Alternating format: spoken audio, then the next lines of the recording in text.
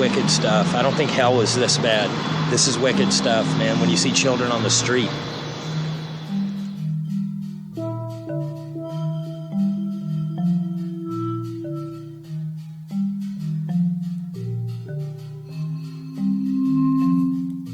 I ended up being homeless, wearing the same clothes every day. It's not easy. It's not easy at all just to get on your feet. As easy as the word sounds, there's so much writing against you because you're homeless, because of how you dress or how you look or everything. I mean, if you scratch yourself a little more, you're on something. Or if you twitch your head or if you move a certain way, there's something wrong. You always get critiqued, and you don't find yourself a decent job or a good job that you want. When I was 12 years old, maybe 11, I was taken away from my mom, and before that age, I was being abused every single day of my life, being touched, anything that, guy would do, family members abusing, everybody. Grew up with gangs and the whole 9 yards. And I grew up to know about things too early in my life. I got to know about sex, drugs, money, and it was horrible for me and stuff. My mom, she abused me a lot. I lied. Everybody did. I was abused. My stepfather especially. He has sexually touched me in ways that is inappropriate for a girl to feel. And I went to group homes because my mom wasn't taking care of me, I was always smelling, and, the environment wasn't good. Basically, I didn't know what was family love, mother love or father love. I didn't know what was that. So, I'm lost, and I'm dating all these crazy guys, and I think that that's where this place where you look for the love. Because I don't know, less communications between parents and children. Yeah, and that's what happened to me and my mom. We didn't communicate because she always believed her man. And that's how it happened. I'm amazed because I had a lot against me. I don't want to get deep into the race thing, but I'm a black male. And the first thing they think is, oh, he must have been selling drugs or doing this or doing that. And that's what I get. Or I was a gangster or something like that. And honestly, I didn't fall into any of that. It was hard for me because I had to step back and make myself different than everybody else who is up there with their guns and their knives and their drugs, and they're selling weed and selling coke. And I mean, I could just as easily do the same thing, but that would destroy what I'm here for.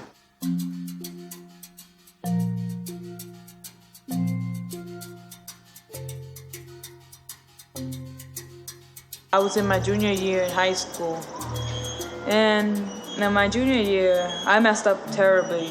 I messed up in my 9th and 10th grade in New York City, but when I came here to Harrisburg, I messed up terribly.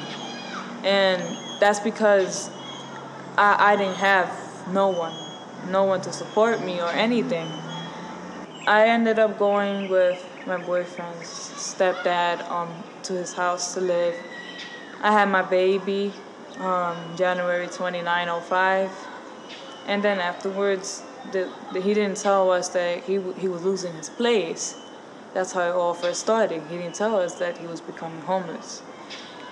And so I had to send my baby to New York City because, I cared about my son, and I still care about him today.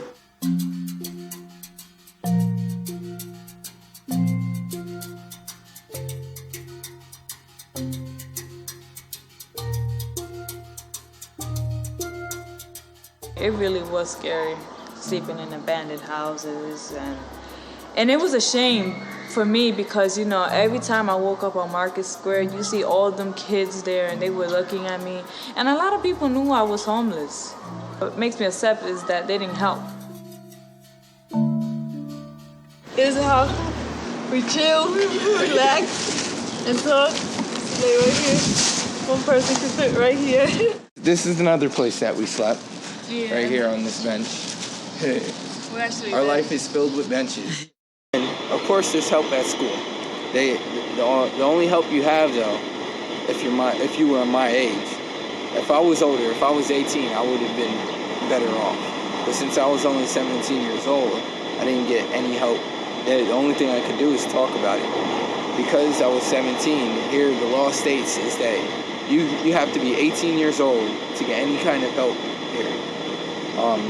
The government can't help you, the state can't help you, nobody can help you unless you're 18 years old. And the only thing you can do is talk about it. So that's all I had, that's all I did. I talked about like where I go after I'm out of school, because people asked me. They knew I was homeless, they asked me, where do you go? I said, I'm downtown somewhere. I didn't make it that specific.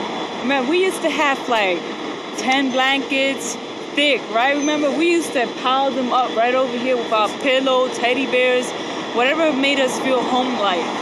Wishing we had a place to go, wondering why people didn't help us. We used to bring our blanket, right? And up to here would be, it was from here down, we had us covered. The blanket would start here, we would sleep right here, and put all of our stuff right inside there.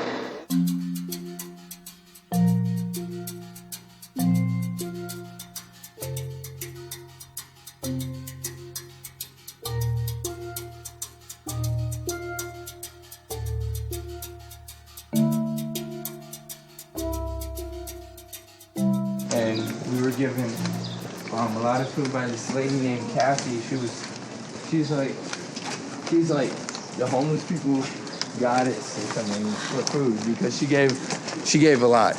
She gives every day. The only day she's not open is on Saturdays, unfortunately, and on Mondays, and that's it. I just really thought I wasn't going to make it throughout my senior year, because I really was going to drop out of high school. I really was. Because, people make fun of me every day, because I go to school and, I wear almost the same clothes. Actually, this is a trick that I learned. I put my clothes, I fold it up and put it under my pillow. And I sleep on my pillow, so when I wake up, my clothes are pressed. They look like they were ironed. So I have them folded up.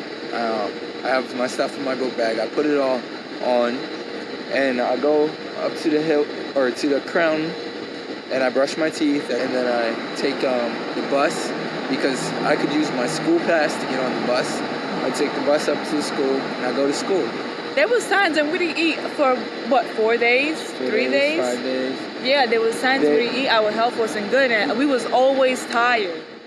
They think everybody's a drug addict, that they're thieves, that they're liars, that, they're a bunch of alcoholics, they're lazy, they must like this. I'd say 5% of the people out here like this. The other 95, they do not, man. They were young.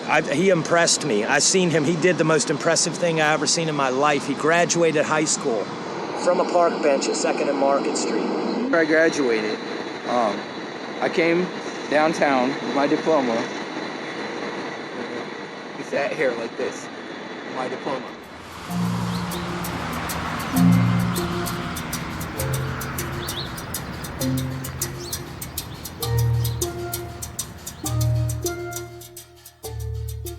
You can't receive medical unless you have an address. Mm-hmm. So I didn't have medical.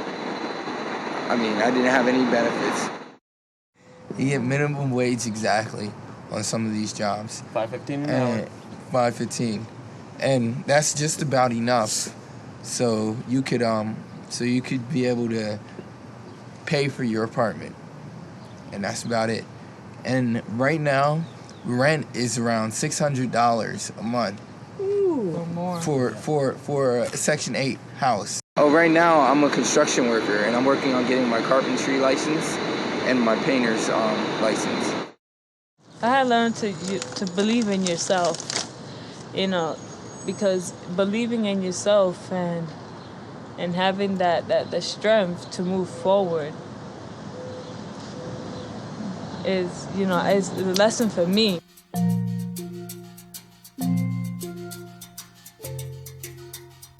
You can give yourself time to recognize everything. Like, you recognize, like I said, when the sun comes up, you recognize the stars. When it rains, the after effects. You know the city like the back of your hand, block by block. You can count the bricks. You have time to do everything other than worry about everything so much. Yeah. Although you know it's there, it's something that you're going to worry about. So you keep that in your mind, but you also try to escape and try to enjoy where you are and try to move forward from there. Always think about where can I take the next step so it can be better for me.